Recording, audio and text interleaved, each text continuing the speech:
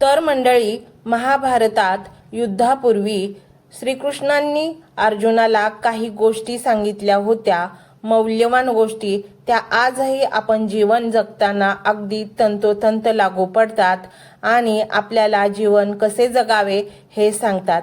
तर पाहूया ते काय गोष्टी आहेत किंवा काय विचार आहेत ते आज आपण पाहूया.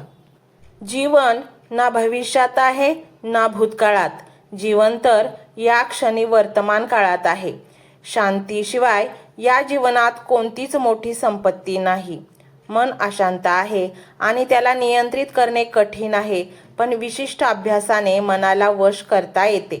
जे झाले ते चांगले झाले, जे होत आहे ते चांगलेच होत आहे आणि जे होणार आहे तेही चांगलेच होणार आहे. कोणताही माणूस जन्माने नाही तर त्याच्या कर्माने महान असतो. सतत संशय घेणारा माणूस जगात नाही तर कुठेच आनंदी राहू शकत नाही. जर मनाला नियंत्रित केलं नाही तर ते शत्रू समान काम करतं. फळाची इच्छा न ठेवता काम करणे हे तर खरे कर्म आणि ईश्वरचरणी समर्पित तोच खरा धर्म. जेव्हा माणसाच्या गरजा बदलतात तेव्हा माणसाच्या बोलण्याची पद्धत बदलते. शांत राहणं दुसरं कोणतंच मोठं उत्तर नाही आणि माफ करण्यापेक्षा दुसरी कोणती शिक्षा नाही. इतिहास सांगतो की भूतकाळात सुख होतं, विज्ञान सांगते की भविष्यात सुख मिळेल, पण धर्म सांगतो की विचार चांगले असतील तर दररोज सुख भेटेल. माणूस त्याच्या विश्वासाप्रमाणे असतो. तो जसा विश्वास ठेवतो तसेच त्याचे व्यक्तिमत्व बनते. सत्य कधीच असं सांगत नाही की मी सत्य आहे, पण खोटं नेहमी ओरडून सांगतो की मी सत्य आहे. कोणीच आपल्या कर्मापासून पळून जाऊ शकत नाही, कारण कर्माचं फळ तर भोगावंच लागतं. अति आनंदी असताना आणि अति दुःखी असताना कधीच निर्णय घेऊ नका, कारण या दोन्ही परिस्थितीत तुम्ही योग्य निर्णय घेऊ शकणार नाही. ज्या माणसाकडे संयम असतो त्या माणसाच्या ताकदीची बरोबरी कोणीच करू शकत नाही. माणूस जेव्हा त्याच्या भाग्याला दोष देतो हे माहीत असूनही की भाग्यापेक्षा मोठं त्याचं कर्म आहे, जे फक्त त्याच्याच हातात असते.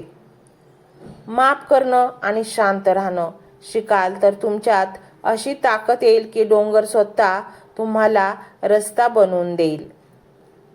ज्याचा परिणाम चांगला तेच चांगले कर्म असं नाही, तर चांगले कर्म तेच ज्याचा उद्देश वाईट नसतो.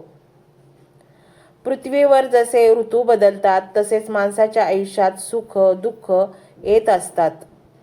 जेव्हा माणूस त्याच्या कामात आनंद शोधतो तेव्हा त्याला पूर्णत्व येते.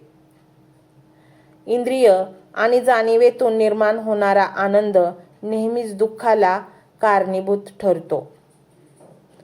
तुझं माझं, छोटं मोठं असे भेद मनातून काढून टाका, मग सगळं तुमचं आहे आणि तुम्ही सर्वांचे आहात.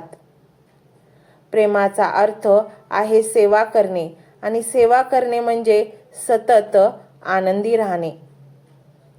जी गोष्ट तुम्हाला आवडत नाही ती तुम्ही दुसऱ्यांसाठी कधीच करू नका. माणसाचे हृदय पवित्र असेल तर त्याचे प्रेम बाहेरूनही पाझरू लागते. कृष्णासाठी राधेने प्रेमपत्र लिहिलं. पूर्ण पत्रात फक्त कृष्णाचंच नाव लिहिलं.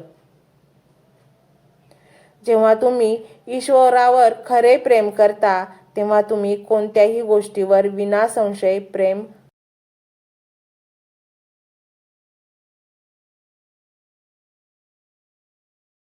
करू लागता.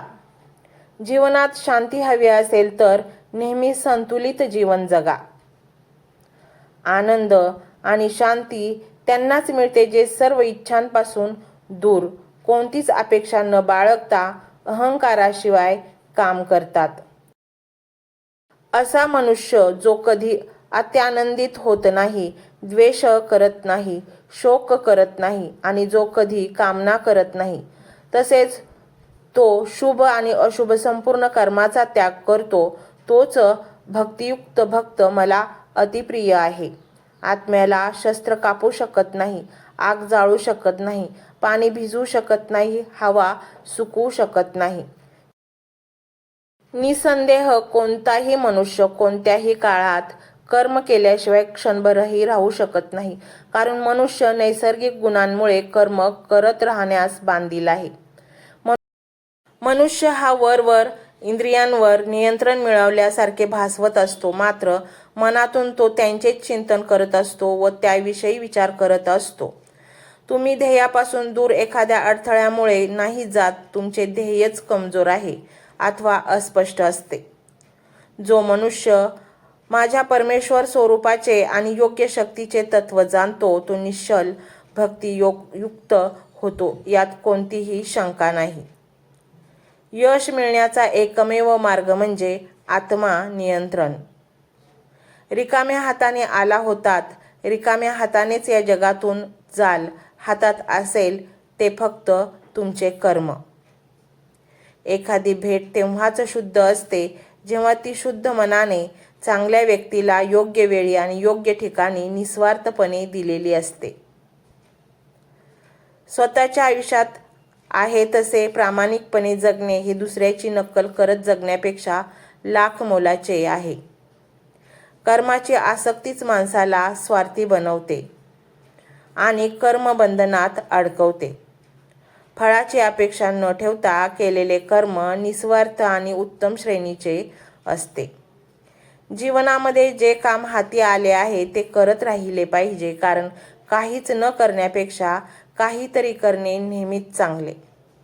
एखादी ज्ञानी हुशार व्यक्ती पण कर्म आणि अकर्मामधील अंतर समजू शकत नाही. जो निस्वार्थ होऊन काम करू शकत नाही त्याला कर्मयोगी म्हणता येणार नाही. फक्त मनच तुमचा मित्र अथवा शत्रू असू शकतो. जर तुम्हाला महान व्हायचं असेल तर तुमचे विचार आधी महान आणि सकारात्मक करा. परिवर्तन हा सृष्टीचा नियम आहे. प्रत्येक क्षण बदलत आहे हे त्याचे उदाहरण आहे. जीवनात कोणतीच गोष्ट स्थिर नाही. सगळीकडे बदल सुरू आहेत. प्रत्येक गोष्ट वाढत आहे हीच गोष्ट तुम्हाला जमिनीला धरून ठेवते. वेळ हरवतं अथवा जिंकवत नसते, तर ती शिकवत असते. जे कर्म नैसर्गिक नाही ते तुम्हाला नेहमीच थकवते. प्रार्थना केल्यामुळे परिस्थिती बदलेल अथवा नाही, पण माणसाचे चरित्र मात्र नक्कीच बदलते. विनाकारण चिंता आणि भीती एखाद्या रोगाप्रमाणे आहे जी तुम्हाला आतून पोखरत राहते. तुम्हाला जे मिळतो आहे ते तुमच्यासाठी योग्य आहे की नाही हे तुम्हाला माहीत नाही, मात्र देणाऱ्याला नक्कीच माहीत आहे. त्यामुळे त्याच्यावर विश्वास ठेवा. आणि मंडळी, हे विचार कसे वाटले हे कमेंटमध्ये नक्की सांगा. आणि चॅनलवर आलाच आहात तर सबस्क्राईब करूनच जा आणि शेजारी बेल आयकॉनचे बटन देखील प्रेस करा.